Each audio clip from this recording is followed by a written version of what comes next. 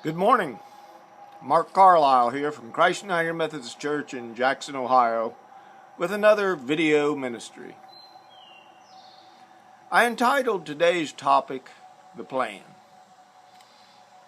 I say I entitled, but in actuality, God gave me the plan this morning while I was laying in bed. I'd been praying about another topic to discuss, and various things had come up, but this one seemed to stick. So I hope you enjoy it. Have you ever thought of all the plans that you've made in your lifetime? Some good, some not so good. Why do we as humans make plans? Have you ever considered that? Well, God tells us in Jeremiah 1-5, "Before I formed thee in the womb, I knew thee, and before you came out of the womb, I sanctified thee, and I ordained thee a prophet to the nations." Did you know that? Did you know that every baby that is born or unborn had a specific plan given just to them by God?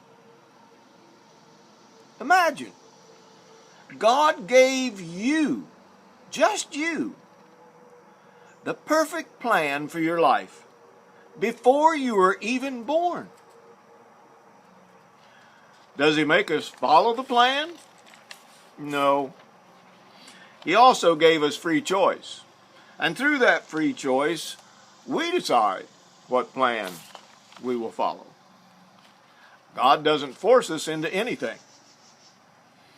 For example, in the Garden of Eden, God's plan is described by God as good, very good. And that plan was for man and woman to live in peace, without disease, without sickness, and to never die. What a beautiful plan. Unfortunately, we made the choice as mankind to do things our own way. I can remember to this day that my father, he went by various names, Buddy, Bud, Clifford. He would always say when he was making plans for the farm or building a new building that, quote, "God willing," and then whatever he was going to do the next year. I was amazed by that.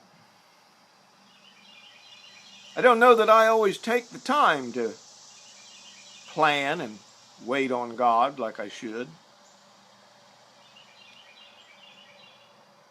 Does that mean that my dad accomplished all of the plans that he made? No.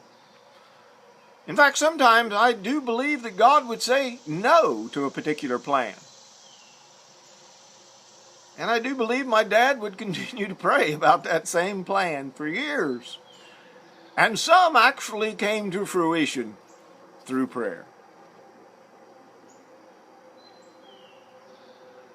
I'm sure that some never came to fruition at all.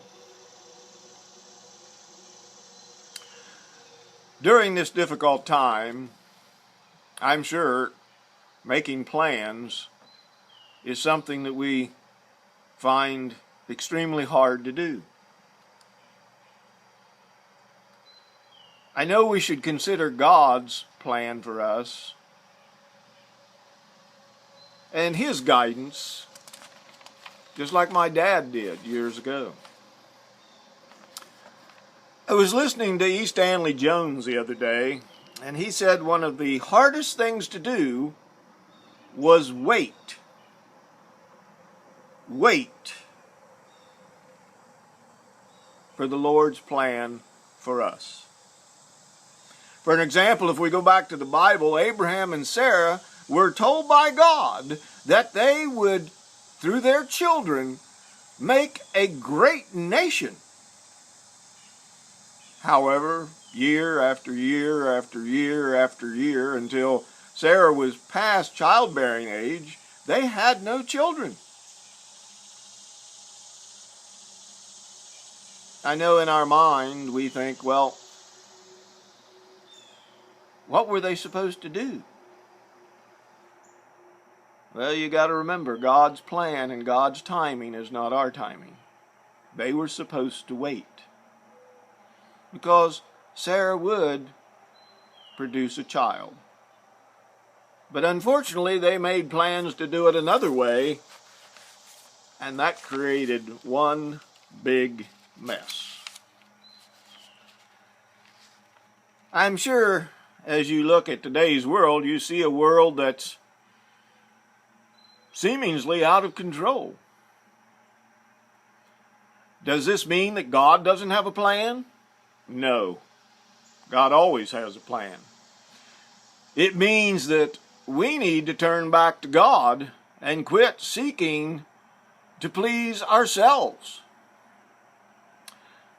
Remember, God's plan was for you to be a prophet to nations, not to self. On September 26, 2020, there will be a global call to prayer in Washington, D.C. This could be the opportunity for us to turn from our wicked ways and seek the Lord, who will heal our lands. Repentance, prayer, and love for all of mankind is the answer.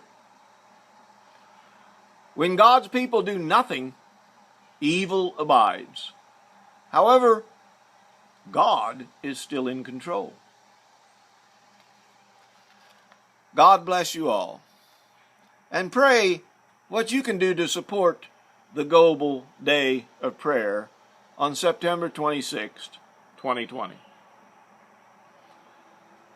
God's love can conquer all evil if we would only turn to Him and pray. Thank you, and God bless.